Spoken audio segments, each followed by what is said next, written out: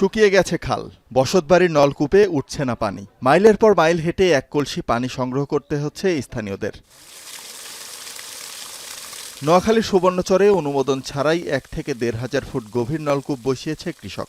ভূগর্ভের পানির এমন অনিয়ন্ত্রিত ব্যবহারে বসতবাড়ির নলকূপে উঠছে না পানি। বিশুদ্ধ পানির সংকটে দুর্বিষহ জীবন কাটাচ্ছেন স্থানীয়রা। একই সাথে পুকুর শুকিয়ে যাওয়ায় নোনা পানি পান করছে বন্যপ্রাণী।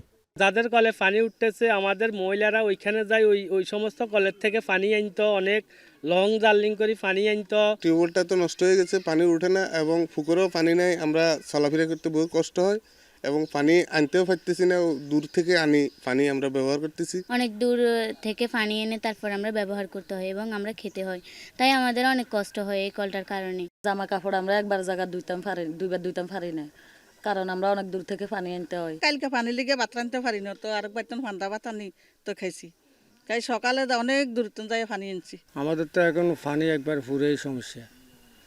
এখন ২-৪টা যদি নলকূপ তাহলে কয়েকটা গিরি মনে করেন পানিটা ব্যবহার করতে হবে। ডিপ টিউবওয়েল বসিয়ে পানি উত্তোলন করে ধান চাষে ব্যবহার করতেছে। এই ধান চাষে ব্যবহার করার কারণে আমাদের অত্র অঞ্চলে আমরা কেউ সুপেয় পানি এখন পাচ্ছি না।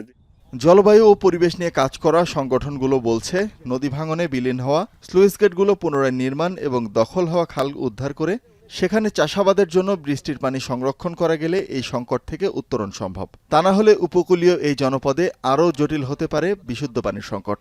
বোরো ধান যেটা আমাদের জন্য বেশি পানি ব্যবহার করতে হয়, এই ফসলটাকে বাদ দিয়ে বা এই ফসলটাকে পর্যায়ক্রমে কমায় নিয়ে আসে আমাদের রবি শস্যর দিকে আমাদেরকে দাবিতে হওয়া, যে যার মাধ্যমে পানি অনেক কম ব্যবহার হবে এবং আমাদের যে শস্য ভাণ্ডার সুবর্ণচর, এতেও কৃষকদের কোনো ক্ষতি হবে না, বরঞ্চ কৃষকরা লাভবান হবে।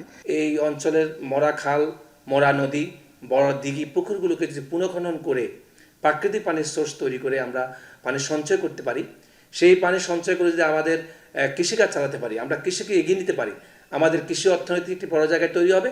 পাশাপাশি আমাদের ভূগর্ভের যে পানি যে চাপ সৃষ্টি হয়েছে, যে ভূগর্ভের পানি যে সংকট দেখা দিয়েছে, সেটা আমরা আসলে মিটিয়ে তুলতে পারি।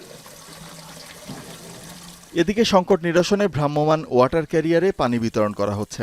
স্থায়ী সমাধানে প্রয়োজনীয় ব্যবস্থা নেওয়া হবে বলে জানান জনস্বাস্থ্য কর্মকর্তা। নদীর পানি যেটা আমরা পাইতেছি এটা তো কড়া, ফাগুন মাস আগে মানে কড়া পানি আসতেছে, তো এই কড়া পানি তো কেউ খাইতে পারতো না। আমরা পানির জন্য অনেক কষ্ট করতে আসি, যাদু আমরা পানিলে অনেক দূরে যাই, আইতে মানে জিরফা বাড়ি যার হরান হয়ে যাই। পানি টানি অনেক দূরের থেকে আনি, আমরা ব্যবহার করি। এখানে নুনে সব কিছু অনেকখানে একটা টিউবওয়েল দিলে তো আমাদের জন্য একটা ভালো হতো। জেলা প্রশাসনের সাথে সমন্বয় করে আমরা একটা দীর্ঘমেয়াদী পরিকল্পনা নিচ্ছি এই সমস্যা থেকে উত্তরণের জন্য, এবং ইনস্ট্যান্ট আপাতত আমরা ওয়াটার ক্যারিয়ারের মাধ্যমে সুবর্ণচরের বিভিন্ন এলাকায় যেসব জায়গায় বেশি ক্রাইসিস, আমরা পানি সাপ্লাইয়ের কাজ চলমান রাখতেছি এবং এটা অব্যাহত থাকবে। কৃষি বিভাগের তথ্যমতে নোয়াখালীর সুবর্ণচরে চাষাবাদের জন্য ২৪৫টি গভীর নলকূপের অনুমোদন দেওয়া হয়েছে।